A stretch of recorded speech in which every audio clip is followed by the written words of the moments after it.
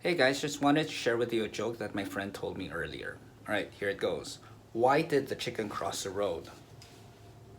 Why did the chicken cross the road? 'Cause it wanted to reach ya. Funny, right?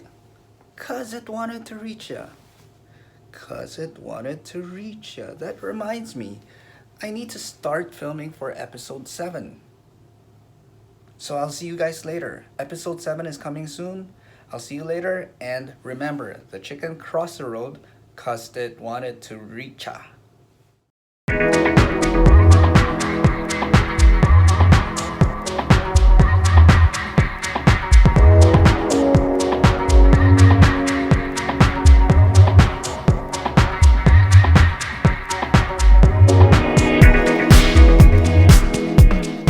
Hello everyone, and welcome back to Around the World on 8 Plates.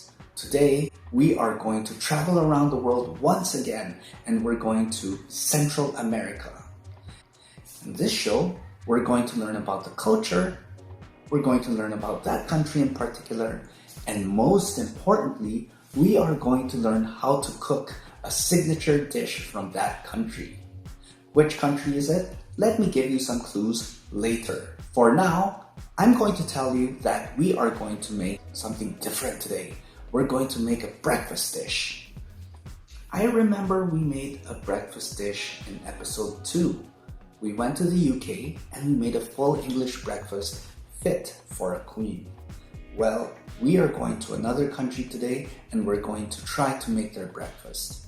And we will find out whether or not their breakfast is different from the breakfast we made in episode 2. I'm sure there will be some differences, and let's find out what they are. But before we start cooking, let me give you some clues as to which country we are featuring today. Are you ready for the clues? Let's go. Clue number 1. Well, the people here are really lucky because they are considered some of the happiest people in the world. You know why they're so happy? Well, it's because they do not have an army. This country, the government there, they spend more money on education, on healthcare, on pension. So people there are much happier. So that's clue number 1. Alright, clue number 2. This clue is for all of you who are turtle lovers out there. In a place called Tortuguera National Park, between the months of July and September, you can visit that national park and see turtles. Sea turtles lay eggs. Other than turtles, this country is also famous for its biodiversity. And one of the most popular activities for tourists is zip lining. Zip lining is when you climb up trees, you go to the top of a tree, there's a rope attached to the tree, and you go to another part of the forest. Okay guys, here's clue number 3. It's a song, and I am going to sing it. Bear with me. 3, 2, 1, go. Bum, bum, bum. You really love, but it makes you forget the real ya. Spending the days drinking tequila. You think you live pura vida. Yup, in this country, pura vida is very important. It's like a pure life, and that is their motto in life. So where in the world are we going? We're going to a place that has no army for sure, where wildlife thrive, where you can go zip lining, where you think you live pura vida. And remember the chicken? It crossed the road to reach ya. It crossed to reach ya. It crossed to reach ya. We're going to Costa Rica! Okay, so today we're going to Costa Rica and we're going to make a Costa Rican dish called Gallo Pinto. It is served all over Costa Rica for breakfast and it is really popular. Gallo Pinto will not be complete without salsa lisado. Salsa lisado is a kind of salsa that is made especially in Costa Rica. Although we are miles away from Costa Rica in Taiwan, we're going to try to make our own salsa lisado. And after that, we're going to interview someone from Costa Rica So, it's time for cooking. What are you waiting for? Let's start cooking. To understand how to cook Gallo Pinto better, let us quickly learn more about Costa Rica. Here's a postcard showing us the flag, some basic information, and the location of Costa Rica on a map. Finally, continue reading the story to find out why Costa Rica doesn't have an army.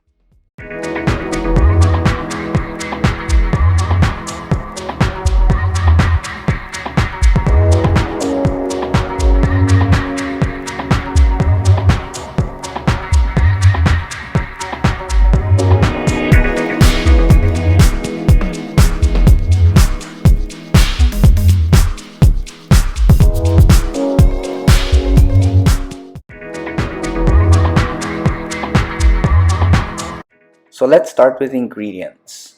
What do we need to make Gallo Pinto? Okay, so for the homemade salsa Lizano, first you'll need 3 to 5 canned jalapeno peppers. Where can you buy these peppers? You can go to Willie's Deli. The address is on the left side of your screen right now. Following that, you'll need half a small onion, half a carrot chopped, 2 tablespoons of sugar, 2 tablespoons of lemon or lime juice, 1 tablespoon of vinegar, 1 teaspoon of cumin, 2 teaspoons of molasses, and salt and pepper. So what exactly is molasses? First of all, molasses is an uncountable noun. The second thing you need to know is molasses is a kind of sweetener, but it doesn't come from bees like honey. It doesn't come from trees like syrup. It actually comes from sugarcane. Now what else do you need? Well, for the Gallo Pinto itself, you'll need cooked day-old rice, 2 to 3 cups. You need canned black or red beans. These beans are available at Carrefour. You need an onion. You need a red bell pepper. You need cilantro. You need salt and pepper. You need vegetable oil, butter, and finally sour cream. Sour cream is available at Costco. Another way to get sour cream is to go to any Mexican restaurant and then make sure you order something and ask for extra sour cream, because the amount of sour cream you buy at Costco is a lot. So if you want to save money, you can just go to a Mexican restaurant, order something, and ask for extra sour cream, and then you'll have sour cream. Okay, so let's start by making the salsa Lizano. First, put in some vinegar into a blender or a food processor. Today we're using sugarcane vinegar, but any type of vinegar will do. The next thing that goes inside the blender is going to be your cumin powder. Because you'll need 1 teaspoon of cumin powder, it's a good idea to just remove the cap and pour some directly onto your spoon like so. After that, in goes the sugar. So you'll need 2 tablespoons of sugar this time. And then after the sugar, you have to put in some salt. There goes the salt. Now, after the salt, you put in some pepper. So please make sure you use black pepper. Then after that, you put in 3 to 5 jalapeno peppers, canned, pickled, and canned. After that, you put in the onions. There go the onions. And finally, the carrots. Okay, now all you have to do is put in some lemon juice. But if you don't have enough lemon juice, it's a good idea to put in the rind or the meat of the lemon, because you're going to blend everything together anyway. For the molasses, it's time to put it in as well. My suggestion is to put in 1 tablespoon or 1 teaspoon first. It depends if you like it sweet or not. And then you can add more if it's not sweet enough. Now finally, you add in the juice from the canned jalapeno. That's going to give it much more flavor. Now that everything is ready, I think it's time for you to start blending everything together. So you press on. And don't forget to put your hand on top of the blender in case it flies all over your kitchen. Believe me, it's going to be messy if that happens. Now you turn it off and you take off the lid, and that's what it looks like. Now you give it a taste test.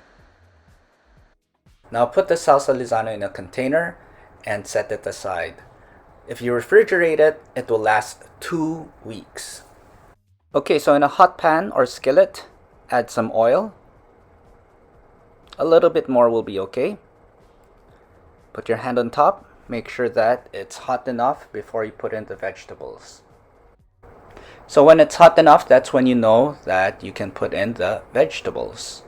So you have green, red bell peppers, and onions. I have green bell peppers left over, so I was like, might as well put it inside.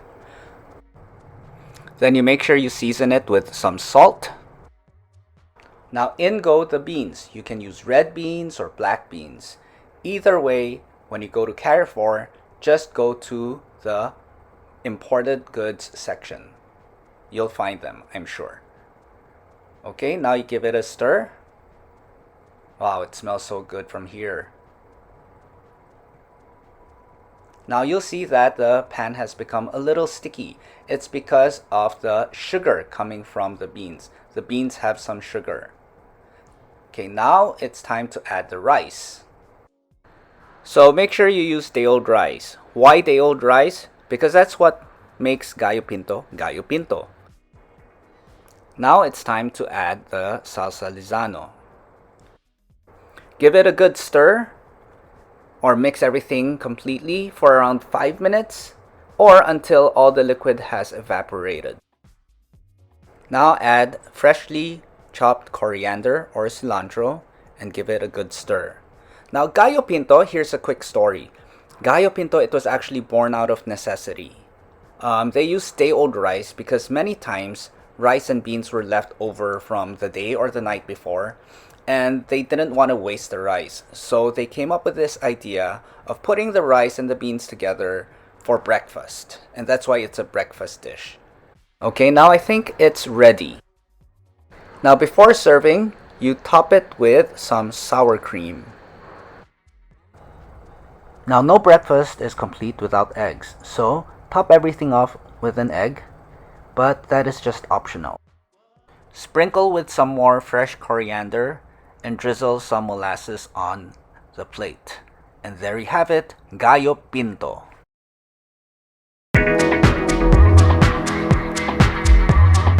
So now let's welcome our special guest, Mr. Charlie Fernandez, whose family immigrated to the US from Costa Rica. Today he's going to talk about some of his fondest memories from his first trip to Costa Rica. The summer after I graduated from high school, I had the chance to go to Costa Rica finally with my family. And this was actually the first time that I was traveling outside of the US, so I was super excited. And although that was a long time ago, I still remember the trip fondly. When I touched down into Costa Rica, I remember just being very surprised by how different it was compared to the US.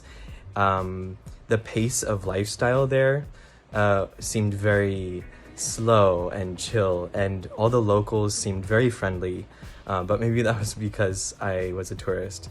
But one of my fondest memories from that trip was when I got to go ziplining. We drove to the top of a mountain, and from there we got to zipline down a series of 11 different ziplines through the jungles of Costa Rica, and I even saw some monkeys swinging through the trees. It was such a cool experience. So if anyone ever goes to Costa Rica, this is something I would always highly recommend.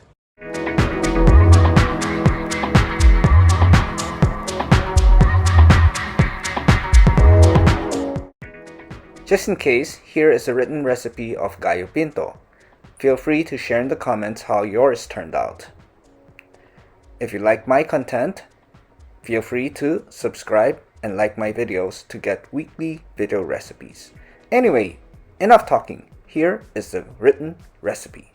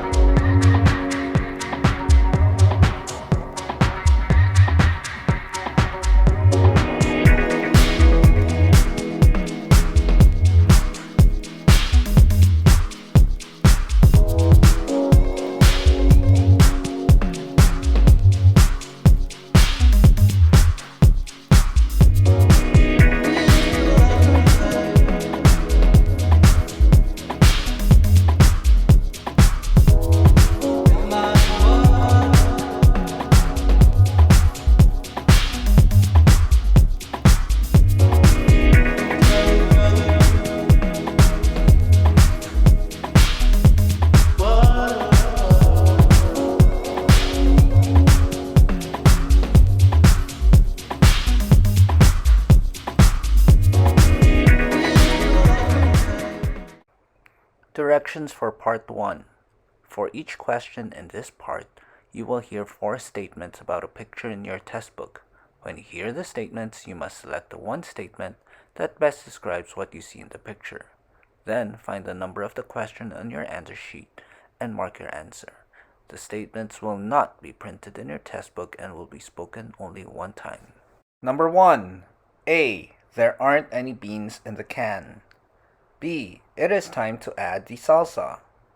C. The rice and beans in the pan are burned. D. All the rice has been used. Number 2. A. We're much closer to Central America than Europe. B. There's a storm in the middle of the ocean. C. We are in the middle of a flight that takes more than 2 hours. D. Africa is on the left side of the picture. Number 3. A. We are eating a hard-boiled egg for breakfast. B. The tomatoes have been diced into small pieces. C. There isn't any meat on the plate. D. I forgot to put toast on the plate. Number 4. A. The plant is right next to the colorful lamp. B. There are 2 pots of plants in the picture. C. 2 women are working in a restaurant. D. There are no bottles on the counter. Number 5. A. 2 women are bungee jumping. B. There's a waterfall in the picture. C. The people ziplining are wearing shorts. D. It is fun to zipline from a tree. Part 2. You will hear some talks given by a single speaker. You will be asked to answer 3 questions about what the speaker says in each talk. Select the best response to each question and mark the letter A, B, C, or D on your answer sheet. The talks will not be printed in your test book and will be spoken only one time. The summer after I graduated from high school, I had the chance to go to Costa Rica finally with my family. And this was actually the first time that I was traveling outside of the US, so I was super excited. And although that was a long time ago, I still remember the trip fondly. When I touched down into Costa Rica, I remember just being very surprised by how different it was compared to the US. The pace of lifestyle there seemed very slow and chill, and all the locals seemed very friendly, but maybe that was because I was a tourist. But one of my fondest memories from that trip was when I got to go ziplining. We drove to the top of a mountain, and from there we got to zipline down a series of 11 different zip lines through the jungles of Costa Rica, and I even saw some monkeys swinging through the trees. It was such a cool experience. So if anyone ever goes to Costa Rica, this is something I would always highly recommend.